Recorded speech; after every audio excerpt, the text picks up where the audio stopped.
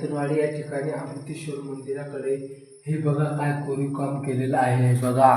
वास्तुशास्त्री पांडवांनी या ठिकाणी अतिशय उत्कृष्ट प्रकारे या ठिकाणी कोरीव काम केलेलं आहे. हे बघा या ठिकाणी हेमाडपंथी मंदिर, महाराष्ट्रातील अमृतेश्वर मंदिर या ठिकाणी हे बघा. या ठिकाणी इकडून बघा किती अतिशय उत्कृष्ट 5 पांडवांनी या ठिकाणी मंदिर बांधलेलं आहे. या ठिकाणी त्याचप्रमाणे या ठिकाणी महादेवाचं केदारेश्वर लिंग या ठिकाणी तुम्ही बघू शकता.